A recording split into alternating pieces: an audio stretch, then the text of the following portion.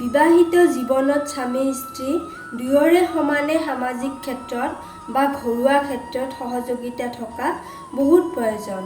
সকলো ছোৱালী বিয়া হোৱাৰ আগত চিন্তা কৰে যে তেওঁৰ স্বামী কেনেকুৱা হ'ব, কেনেকুৱা স্বামী বিয়াৰ বাবে উপযোগী হ'ব। তাক বাছনি কৰা বহুত কষ্ট হয়। স্বামী হিচাপে বেয়া হোৱা স্বামীৰ 4টা স্বভাৱৰ কথা ক'ম, যিবোৰ স্বভাৱৰ স্বামীৰ লগত বিয়া পাতিলে ছোৱালীৰ জীৱনটো ধ্বংসৰ ফালে গতি কৰাটো খাটাং। মহিলা বা ছোৱালীসকলৰ বেয়া ল'ৰাৰ প্ৰতি বেছি আসক্তি থকা দেখিবলৈ পোৱা যায় বৰ্তমান সময়ত। এই কথাটো বিজ্ঞানসন্মতভাৱেও সঁচা বুলি প্ৰমাণ কৰা হৈছে।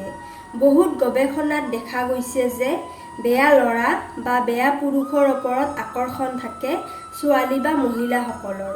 কিন্তু বিয়াৰ পিছত যে সলনি হৈ যাব পাৰে তেওঁলোক, সেইটো একেবাৰেই মিছা কথা।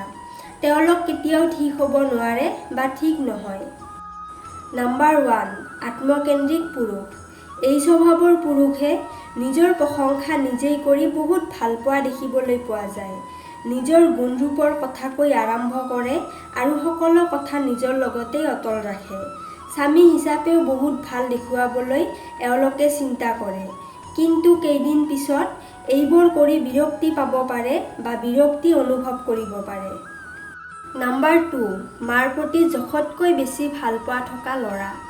মাৰ প্ৰতি বেছি ভাল পোৱা থকা লোকসকল বিয়াৰ কাৰণে বেছি ভাল নহয়। মাৰ মতে চলতে চলতে ভাল বেয়া চিন্তা কৰিব নোৱাৰা হয় তেওঁলোকে। কাৰণ মাৰ কথা শুনিবলৈ গৈ কেতিয়াবা নিজৰ পত্নীৰ কথা চিন্তা নকৰা দেখিবলৈ পোৱা যায়। আৰু মাৰ মতে চলতে পত্নীক কেতিয়াবা কষ্ট দিয়াও দেখিবলৈ পোৱা যায়।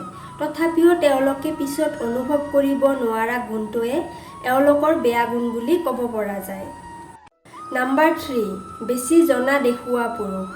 নিজেই যদি ভাবে মই বহুত জানো বা তোমাতকৈ মই বেছি জানো, তেনেকুৱা পুৰুষ বিয়াৰ বাবে একেবাৰেই উপযোগী নহয়।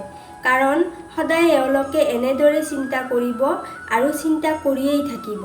আৰু সদায় এনেকুৱা মানুহৰ পৰা আপোনালোকে দূৰত থকা বহুত প্ৰয়োজন।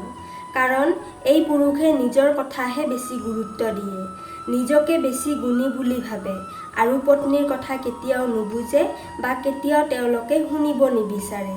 নিজৰ মতেহে এওঁলোকে চলিব বিচাৰে আৰু চলি ভাল পায়। নাম্বাৰ 4, বেছি শাসন কৰা পুৰুষ।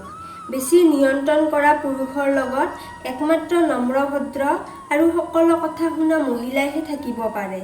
কাৰণ প্ৰতিটো কামতেই বাধা দিয়া দেখিবলৈ পোৱা যায়। আৰু নিজৰ কথাৰ মতে চলিলেহে সেইজন পুৰুষে তেওঁক ভাল পোৱা দেখিবলৈ পোৱা যায় আৰু কেতিয়াও নিজৰ মতে পত্নীক একো কৰিবলৈ নিদিয়ে। আজিকালিৰ ছোৱালীয়ে কেতিয়াও এনেকুৱা কথা সহ্য কৰিব নোৱাৰে। যিবোৰ নম্ৰ স্বভাৱৰ ছোৱালী হয় তেওঁলোকেহে এনেকুৱা পুৰুষৰ লগত জীৱন নিৰ্বাহ কৰিবলৈ আগ্ৰহী দেখিবলৈ পোৱা যায় বা জীৱন নিৰ্বাহ কৰে। ফ্ৰেণ্ডছ, হয়তো আপোনালোকে ভিডিঅ'টো ভালদৰে বুজি পালে। যদি আপোনালোকৰ কিবা প্ৰশ্ন থাকে তেন্তে আপুনি কমেণ্ট কৰি জনাই দিব। তেতিয়াহ'লে আজি আপোনালোকৰ ওচৰৰ পৰা বিদায় লৈছোঁ। কাইলৈ পুনৰ লগ পাম এটা নতুন ভিডিঅ'ৰ সৈতে। ধন্যবাদ।